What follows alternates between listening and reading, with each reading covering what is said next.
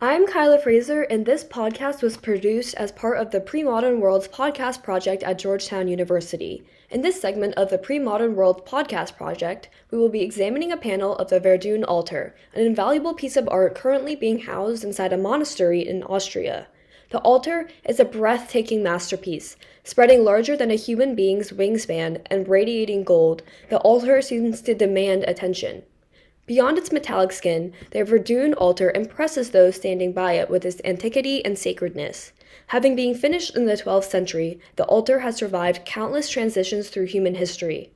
The altar holds 51 enameled panels, organized into 3 rows. Each panel's border is an arched dome. Put together, the panels create a pattern of doorways, each of which unfolds a significant religious story from nearly a millennium ago, one of which captures the tale of a powerful man and a powerful woman and the relationship between a man and his country, while interweaving some ugly truths about humans throughout history.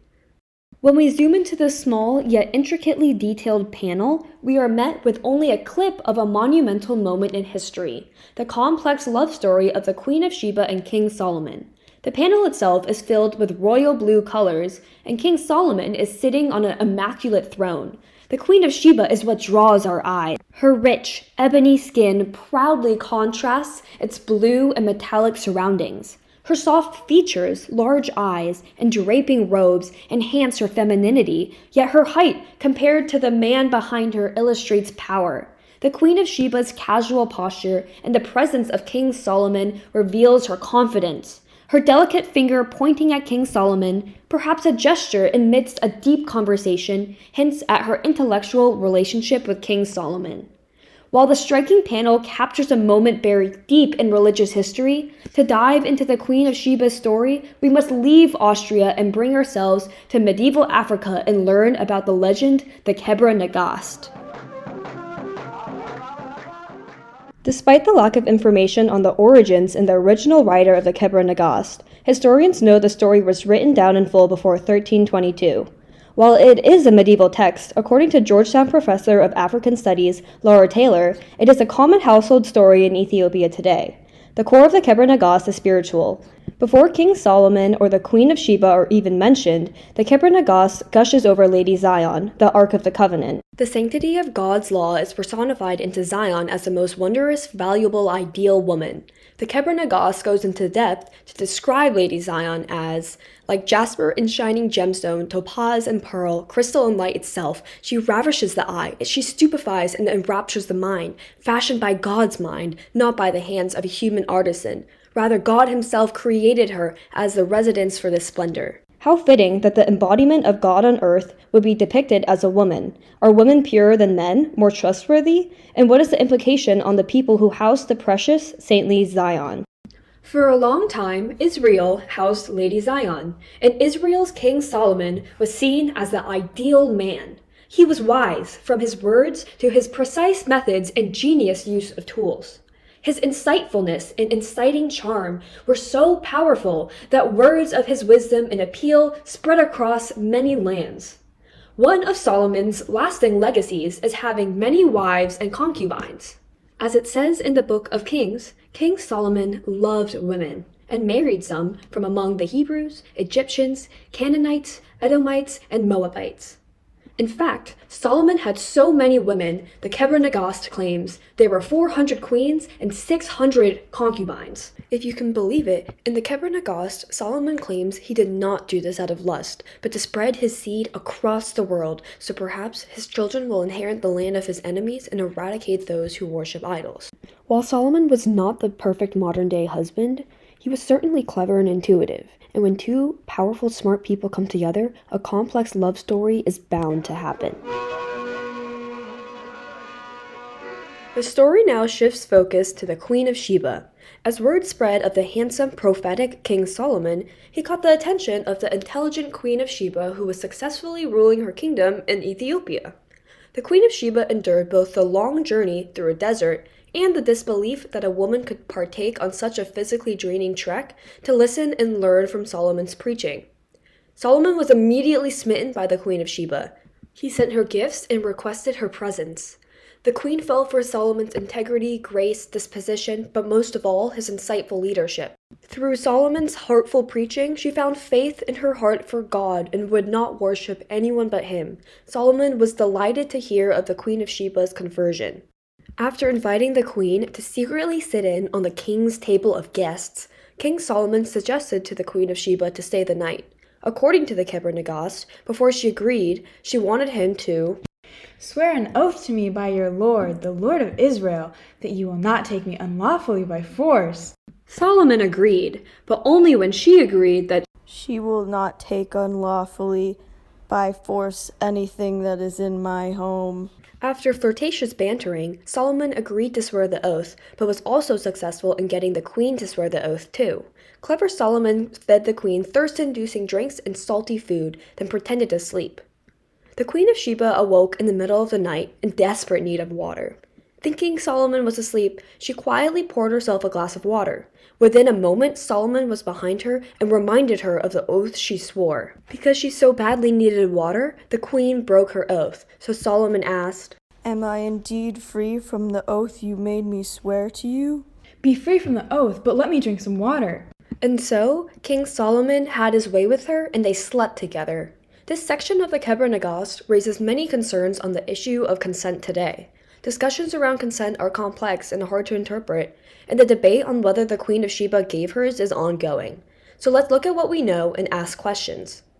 Despite all the luxuries the king had, he knew the Queen of Sheba would only give herself for the most basic necessity of all, water. Deprivation of water is consuming to all humans. Solomon tricked the queen into breaking her oath so that he could take her by force. But how does one compare the morality of breaking an oath to taking a woman by force? This scene truly illustrates a long history of degrading women's bodies to the worth of objects. And how valid is her consent? While the queen was attracted to Solomon, she still obliged him before to not have sex with her. Is agreeing that he is free from the oath after being put in a powerless position consent? Agreeing that the oath had been broken does not constitute saying yes. On top of that, Solomon had his way with her. A man having his way with a woman connotates much closer to rape than lovemaking. While debates on consent and what is considered rape continues to this day, an unshakable devious light has been shown on Solomon. After their night together, the Queen of Sheba became pregnant with a child. While Solomon showered her with gifts per usual, she wanted to go back to her home in Ethiopia. Before her departure, Solomon requested if she bore a son to send him to Israel. Back in Ethiopia, the Queen of Sheba was an influential mother to her son, Banya Lichem, who had a strong resemblance to Solomon. As he grew up, he became curious about who his father was. Yet when he asked the queen, according to the Kebra Nagast, she responded as a robust, powerful protector and exclaimed, "Why are you asking me about a father? I am your father and your mother. Don't look for any other parent." As resilient and strong as the Queen of Sheba was, like any mother, she eventually caved to her child. Banya Lichem wished to visit Solomon, and she allowed him to go. When he arrived in Israel, Solomon immediately favored his son. Solomon showered him with presents to try to persuade him to stay in Israel and rule Israel one day. Banya Lichem, however, was not enticed by the delicacies and flashy wealth. He wanted to go home, speak his own language, eat his nation's food, and be with his country and mother. Banya Lichem's choice to leave King Solomon to return to Ethiopia and his mother demonstrates the Queen of Sheba's competent leadership and influence. In today's age, we wonder, how did the image of the Queen of Sheba change throughout time? While the Kebra Nagast portrays the Queen of Sheba to be a keen, capable queen, according to a professor of African Studies at Princeton University, Wendy Belcher, the Islamic and Jewish versions feature a foolish, humiliated, and powerless queen alongside a conniving, magically empowered king. Why are the stories misaligned? Perhaps this has to do with the thousands of years of sexism and dissociation from power that women have suffered from. In a patriarchal society, there will always be those who doubt the capabilities and invalidate powerful women. There is also an aspect of the degradation of Africans. Among the Western world, we often forget how greatly our history and development of technology is intertwined with Africa. Africa has always been a part of human history, and in many times, it has held many different wealthy, powerful kingdoms. Wendy Belcher claims the Kebra Nagast establishes Ethiopia's legitimizing connections to other cultures and actually declares exceptionality among them. The ancient story of the Kebra Nagast continues to be a great reminder of African pride. Belcher has also looked into how the Queen of Sheba's impact has reached beyond Africa. According to Belcher's studies, the Queen instilled hope in African Americans in the 1800s. Before the 19th century, the Queen of Sheba had begun to be illustrated as white, so African Americans rejected this misconception and tried to revive the earlier tradition and claim her as black. White abolitionists, such as Lydia Maria Child, wrote articles to protest the treatment of African Americans and included the Queen of Sheba. But what can the black man be? What can he do? Even if he be as wise as his ancestors the Egyptians, as enterprising as his black sister, the Queen of Sheba, why, he can clean boots and sell old clothes and 10 tables, all told. Despite the Queen's white image, at least one white American also thought that she was African. While African Americans had to instill both cultural and spiritual pride in one another by educating themselves on their distant roots, many Ethiopians have held spiritual pride since the days the Queen of Sheba lived. When Banya Likim embarked on his journey home, Solomon sends the protectors of Lady Zion with him. As the protectors of the Ark of the Covenant, they conspired to sneak her with them.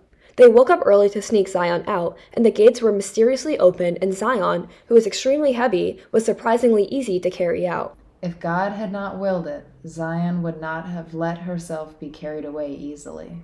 It is said that Zion still resides in Ethiopia to this day. With the presence of Zion, it is not surprising that Ethiopia has a strong religious presence. Perhaps the queen was the reason why, after the brilliant sun descended from the skies and shined brightly over Israel, it suddenly withdrew and soared away until it came to the land of Ethiopia. Then it shone brightly there and will for eternity because it loved to dwell there.